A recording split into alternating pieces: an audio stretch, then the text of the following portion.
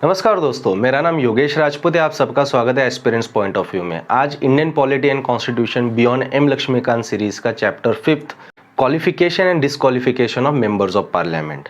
तो आज हम इस टॉपिक में क्या समझने वाले हैं।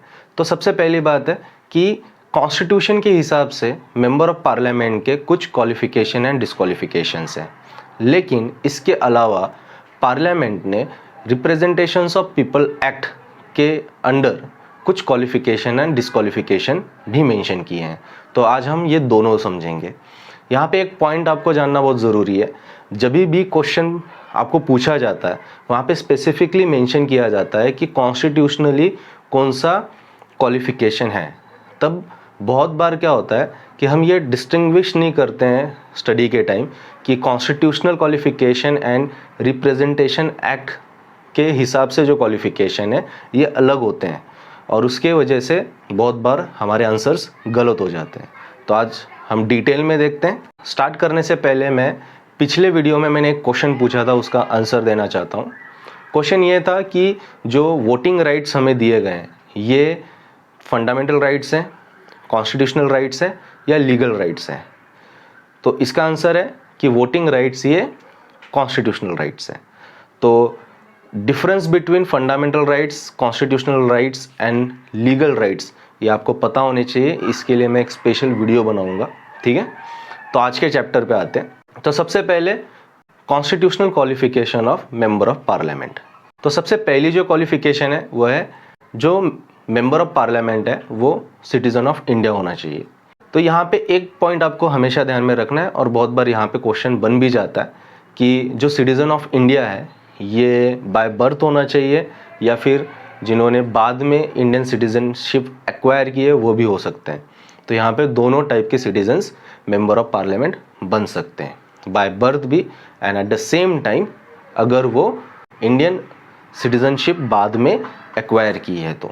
जैसे कि यहाँ पे हम एक एग्जाम्पल के लिए सोनिया गांधी जी जो है इनका एग्जाम्पल ले सकते हैं, जो इटली से बाय बर्थ है लेकिन इंडियन सिटीजनशिप लेके अभी मेंबर ऑफ पार्लियामेंट भी रहते हैं। सेकेंड जो कॉन्स्टिट्यूशनल क्वालिफिकेशन है वो है कि जो भी पर्सन लोकसभा या राज्यसभा के इलेक्शन के लिए खड़ा होना चाहता है तो उसे पर्टिकुलर कॉन्स्टिट्यूएंसी में जो एक सेड ऑफिसर है जो इलेक्शन कंडक्ट करने वाला है उनके सामने ओथ लेना होता है। अगर वो ओथ नहीं लेते हैं तो ये डिस्क्वालिफिकेशन में चला जाएगा। थर्ड जो पॉइंट है वो एज से रिलेटेड है। तो अगर लोकसभा के इलेक्शन में कोई मेंबर खड़ा होता है तो उनकी एज कम से कम 25 साल होनी चाहिए, 25 ईयर्स। और अगर राज्यसभा के इलेक्शन के लिए वो खड़े रहते हैं तो उनकी एज मिनिमम 30 ईयर्स होनी चाहिए। तो कॉन्स्टिट्यूशनल क्वालिफिकेशन में सिर्फ ये 3 ही पॉइंट मेंशन किए हैं।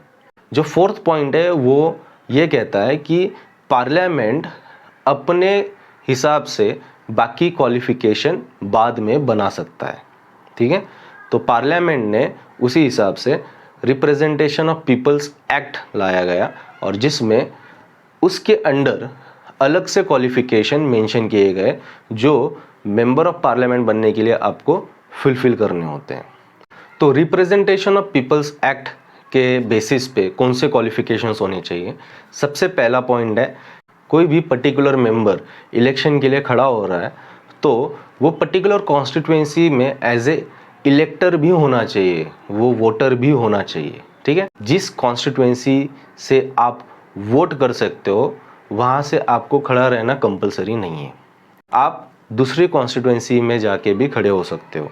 तो आपने बहुत बार लोकसभा के इलेक्शंस में देखा होगा कि पर्टिकुलर जो पर्सन है वो बिलोंग करता है कोई अलग स्टेट से या कोई अलग डिस्ट्रिक्ट से, लेकिन इलेक्शन के लिए वो कोई अलग स्टेट में या कोई अलग डिस्ट्रिक्ट में जाके खड़े हो सकते हैं, और एट द सेम टाइम वो 2 सीट्स के लिए भी खड़े हो सकते हैं। कंपल्शन नहीं है कि आप जहाँ पे वोटर हो वहीं पे आप खड़े हो सकते हो।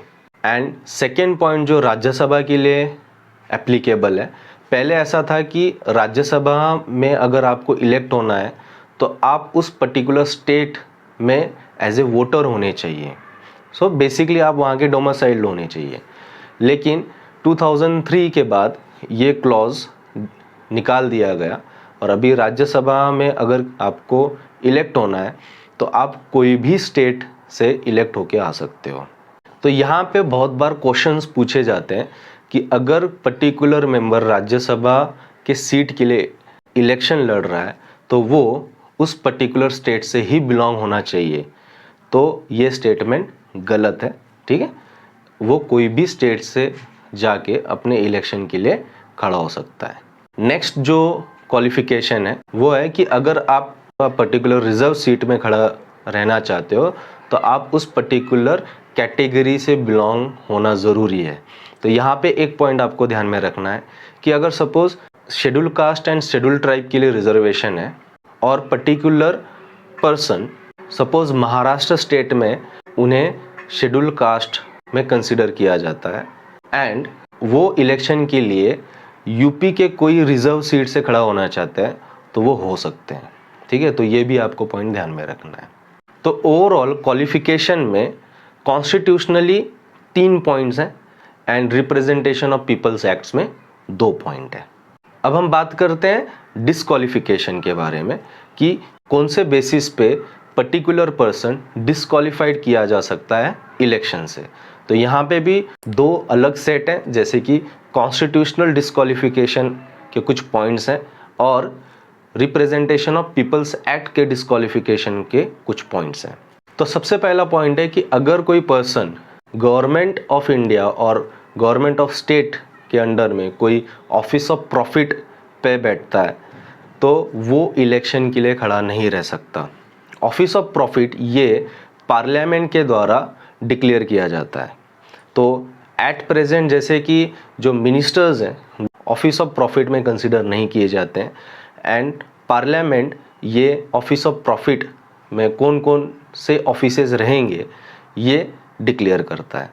तो बेसिकली अगर हम अंडरस्टैंड करने के लिए समझे तो अगर सपोज आप कोई गवर्नमेंट ऑफ इंडिया के पर्टिकुलर पोजीशन पे काम कर रहे हो, जैसे कि आप आईएएस ऑफिसर हो, तो एट द सेम टाइम आप इलेक्शन के लिए नहीं खड़े हो सकते। इवन आप गवर्नमेंट ऑफ इंडिया में कहीं पुलिस कर्मचारी हो या फिर कोई रेवेन्यू डिपार्टमेंट में हो, ठीक है, तो आप इलेक्शन के लिए खड़े नहीं हो सकते। वो ऑफिस ऑफ प्रॉफिट कंसीडर किया जाता है। ऑफिस ऑफ प्रॉफिट के बेसिस पे रिसेंटली 1 या 2 साल पहले दिल्ली गवर्नमेंट में बहुत ही बड़ा हंगामा हुआ था, जहाँ पे बहुत सारे एमएलएज को ऑफिस ऑफ प्रॉफिट के बेसिस पे निकाला गया था। तो एक बार आप ज़रूर वो न्यूज़ को देख लीजिएगा, थोड़ा आपको अंडरस्टैंडिंग बेटर हो जाएगा।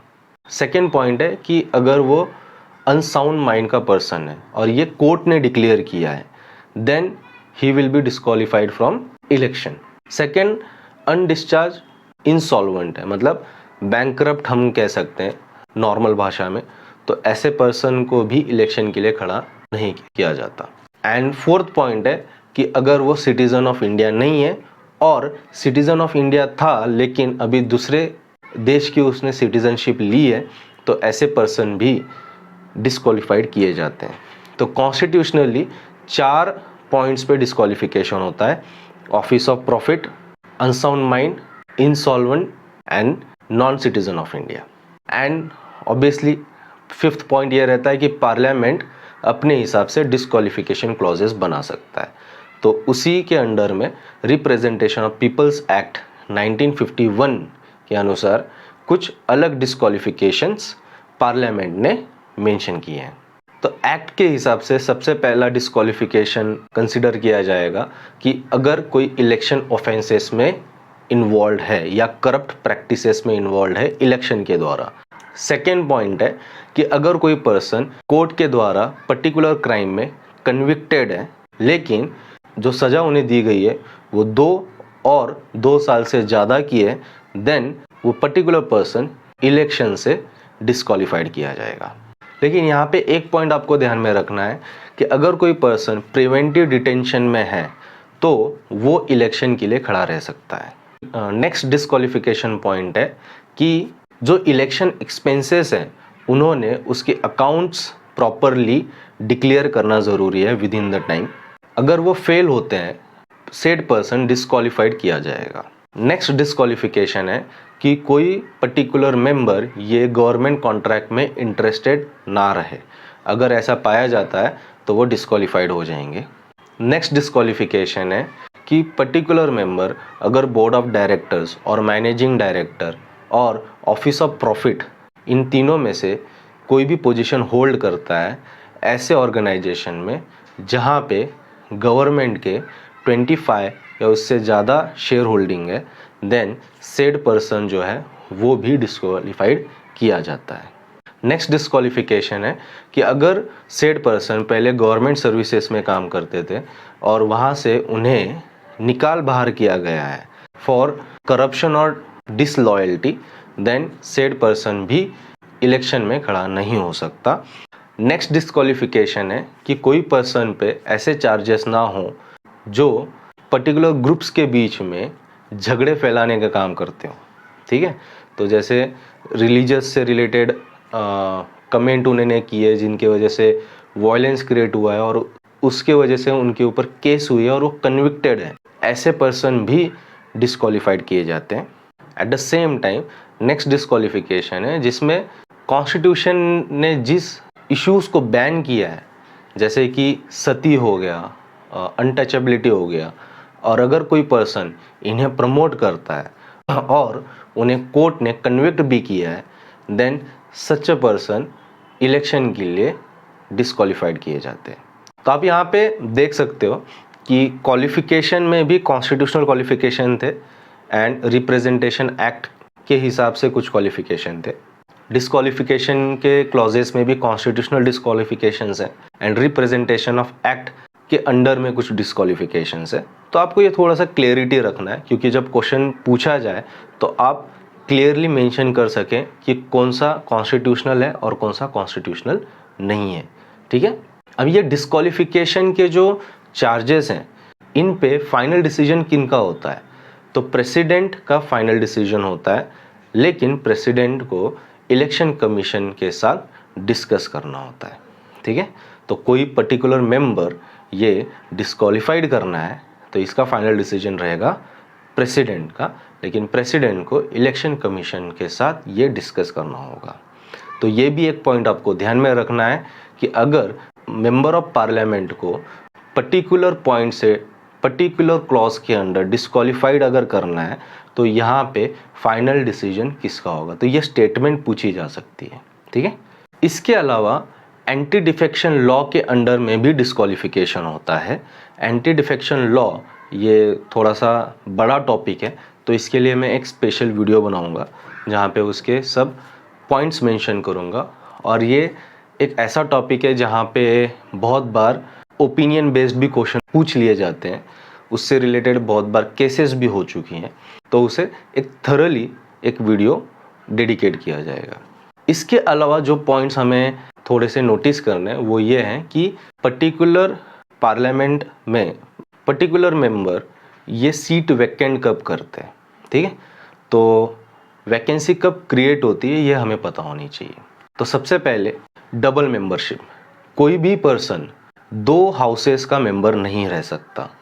एक तो वो लोकसभा का मेंबर रहेगा या फिर राज्यसभा का रहेगा, या फिर स्टेट असेंबली का मेंबर रहेगा, या फिर लोकसभा का रहेगा, या फिर राज्यसभा का रहेगा। ठीक है, तो at the same time parliament के लेवल पे and at the same time state level के लेवल पे कोई भी पर्सन 2 पोजीशंस को होल्ड नहीं कर सकता, ये आपको ध्यान में रखना है। तो अगर कोई person just for example state assembly में ऑलरेडी एमएलए है, लेकिन इलेक्शन उन्होंने लड़ा और वो लोकसभा की सीट जीत गए, तो उन्हें उस वक्त स्टेट की सीट छोड़नी होगी। अगर उन्होंने स्टेट की सीट नहीं छोड़ी, ऑटोमेटिकली लोकसभा की सीट वैकेंट हो जाएगी। नेक्स्ट जो वैकेंसी क्रिएट होती है, अगर कोई इलेक्टेड मेंबर डिस्क्वालीफाइड किया जाता है स्टेट ग्राउंड्स पे, देन वो पर्टिकुलर सीट वैकेंट होगी। उसके अलावा रेजिग्नेशन करना, अगर कोई पर्टिकुलर मेंबर रिज़ाइन करता है तो सीट वैकेंट होती है। नेक्स्ट जो वैकेंट सीट हो सकती है, अगर कोई पर्टिकुलर मेंबर कंटिन्यू 60 डेज अगर विदाउट परमिशन एब्सेंट रहते हैं तो वो पर्टिकुलर सीट वैकेंट की जाती है। और जो अदर केसेस हैं कि पर्टिकुलर पर्सन का इलेक्शन ही वॉइड डिक्लेयर किया गया है कोर्ट के द्वारा, देन अगर पर्टिकुलर पर्सन वाइस प्रेसिडेंट और प्रेसिडेंट बनते हैं, देन और गवर्नर बनते हैं तो, और उन्हें हाउस उसके रूल्स के हिसाब से अगर उन्होंने कुछ गलती की है और उन्हें हाउस से ही निकाल दिया जाता है, तब वैकेंसी क्रिएट होती है। तो आपको क्वेश्चंस कहाँ से पूछे जा सकते हैं? क्वालिफिकेशन डिस्क्वालिफिकेशन से रिलेटेड पूछे जाएंगे। देन वैकेंसीज कब कब हो सकती है, इससे रिलेटेड भी क्वेश्चन पूछे जाते हैं।